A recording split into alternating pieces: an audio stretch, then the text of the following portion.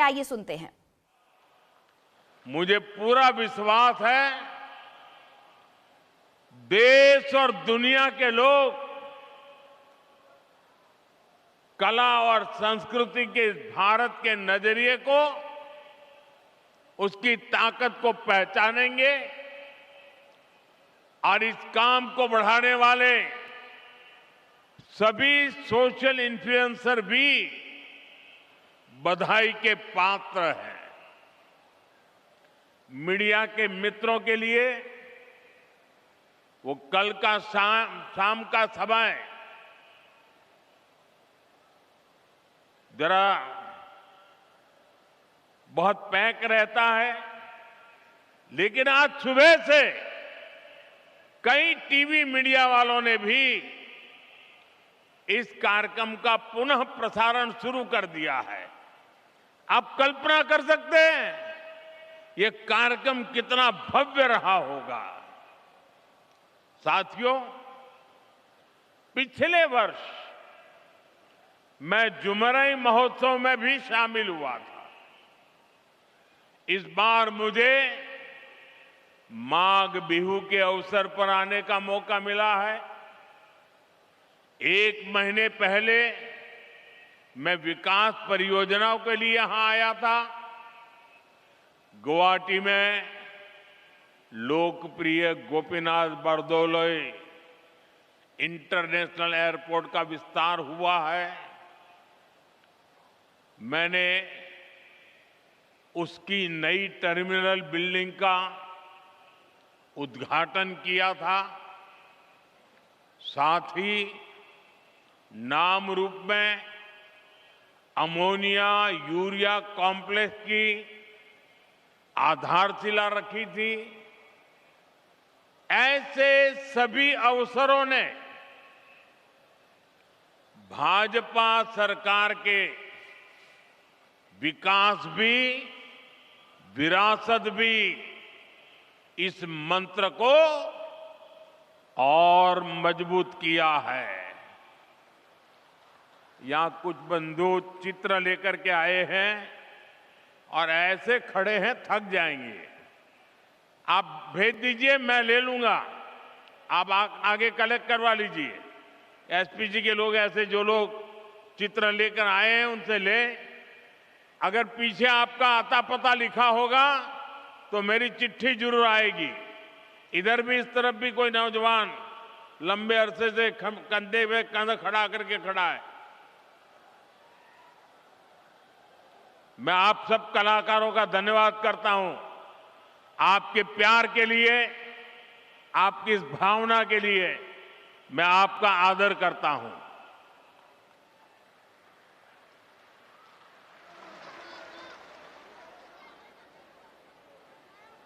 आप सब बैठ जाइए।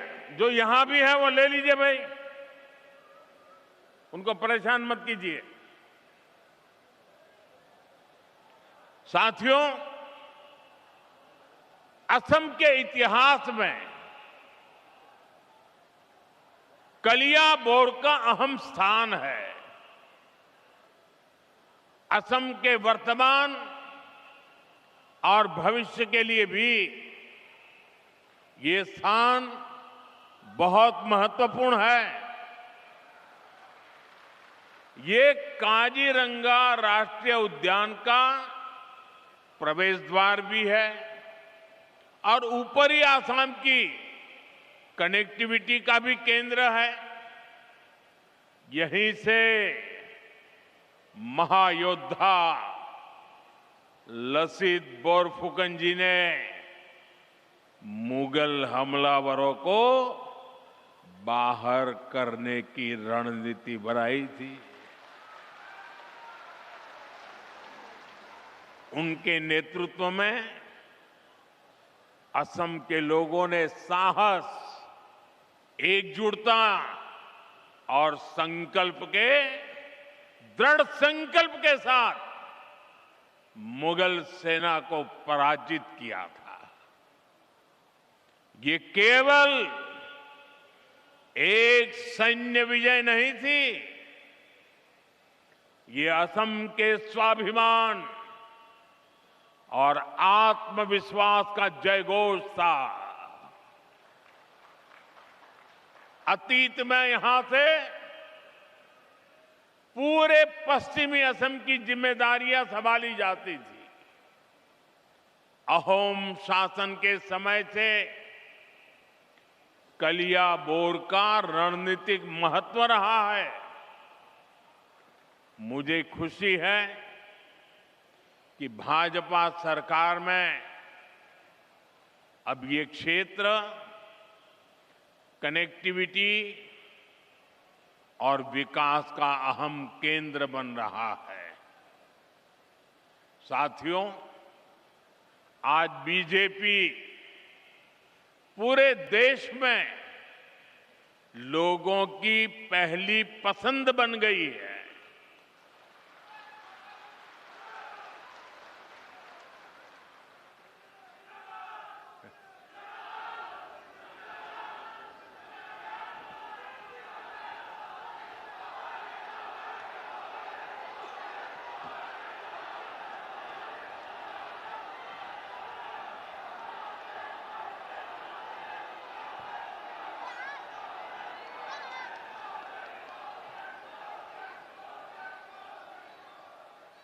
बीते 1-1.5 वर्षों से बीजेपी पर देश का भरोसा लगातार बढ़ता जा रहा है। हाल ही में बिहार में चुनाव हुए, वहां 20 वर्ष बाद भी जनता ने बीजेपी को रिकॉर्ड वोट दिए हैं, रिकॉर्ड सीटें जिताई हैं। 2 दिन पहले ही महाराष्ट्र के बड़े शहरों में मेयर और पार्षदों के चुनाव परिणाम आए हैं। मुंबई, जो दुनिया के सबसे बड़े निगमों से एक है, वहां की जनता ने पहली बार बीजेपी को रिकॉर्ड जनादेश दिया।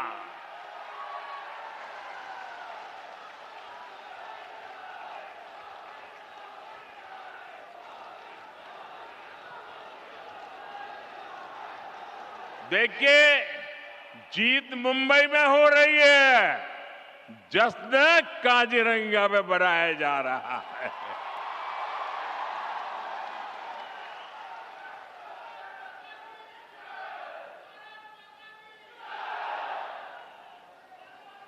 महाराष्ट्र के अधिकतर शहरों की जनता ने बीजेपी को सेवा का अवसर दिया है। साथियों, इससे पहले दूर सुदूर दक्षिण में केरला की जनता ने बीजेपी को बहुत बड़ा समर्थन दिया है। वहां पहली बार बीजेपी का मेयर बना है। केरला की राजधानी तिरुवनंतपुरम में आज बीजेपी सेवा कर रही है। साथियों, बीते कुछ समय में जितने भी चुनाव परिणाम आए हैं, उनका जनादेश स्पष्ट है। देश का वोटर आज गुड गवर्नेंस चाहता है, विकास चाहता है। वो विकास और विरासत दोनों पर फोकस करता है।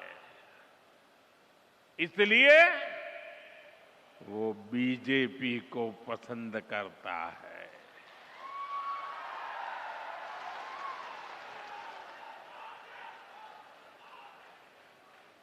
साथियों,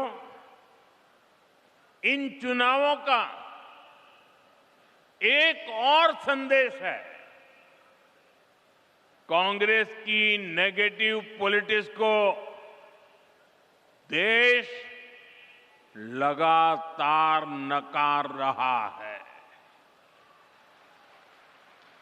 जिस मुंबई शहर में कांग्रेस का जन्म हुआ था, वहां वो आज चौथे या पांचवें नंबर की पार्टी बन गई है। जिस महाराष्ट्र पर कांग्रेस ने सालों तक शासन किया, वहां कांग्रेस पूरी तरह से सिमट गई है। कांग्रेस देश का भरोसा खो चुकी है, क्योंकि कांग्रेस के पास विकास का कोई एजेंडा नहीं है। ऐसी कांग्रेस कभी असम का काजीरंगा का भी भला नहीं कर सकती। साथियों, काजीरंगा की सुंदरता के बारे में भारत रत्न डॉक्टर भूपेन हजारिका जी ने कहा था, आमार काजीरंगा धन्यो।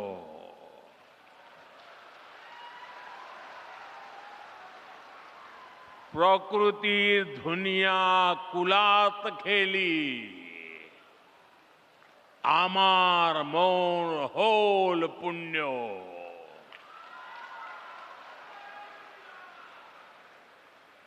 इन शब्दों में काजीरंगा के प्रति प्रेम की भावना है। साथ ही इनमें असमिया लोगों के प्रकृति से स्नेह की अभिव्यक्ति भी है। काजीरंगा केवल एक नेशनल पार्क नहीं है, काजीरंगा तो असम की आत्मा है, आत्मा।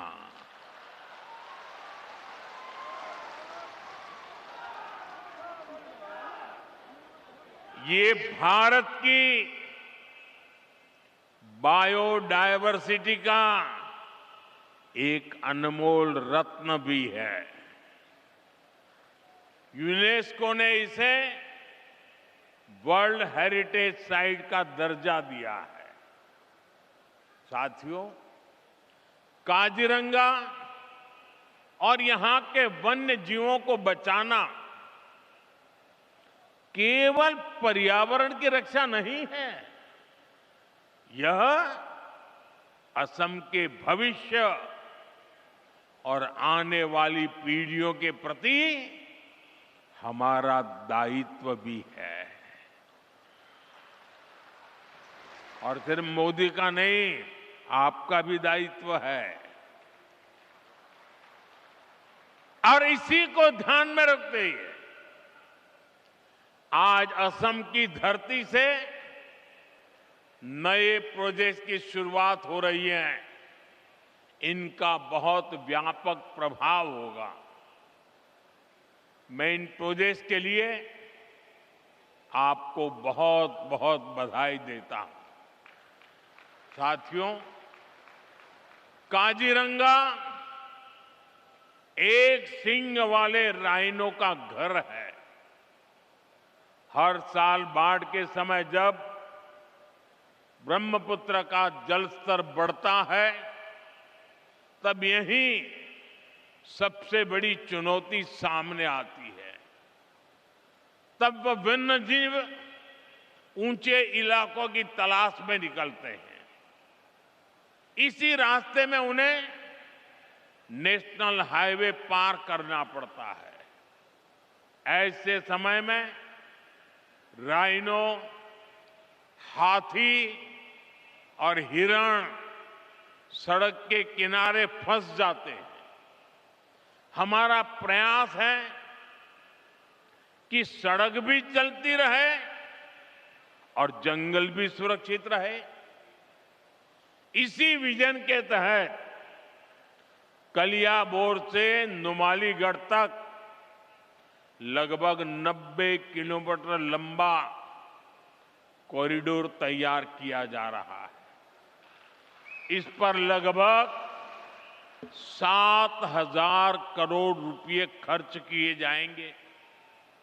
इसमें लगभग 35 किलोमीटर लंबा एलिवेटेड वन्य जीव कॉरिडोर भी बनाया जाएगा। यहां गाड़ियां ऊपर से गुजरेगी और नीचे वन्य जीवों की आवाजाही बिना किसी बाधा के बनी रहेगी। एक सींग वाला राइनो हो, हाथी हो या बाघ, इनके पारंपरिक मूवमेंट रूट्स को ध्यान में रखकर डिजाइन को तैयार किया गया है। साथियों, ये कॉरिडोर ऊपरी असम और अरुणाचल प्रदेश की कनेक्टिविटी को भी बेहतर बनाएगा। काजीरंगा एलिवेटेड कॉरिडोर और नई रेल सेवाओं से असम के लोगों के लिए नई संभावनाएं तैयार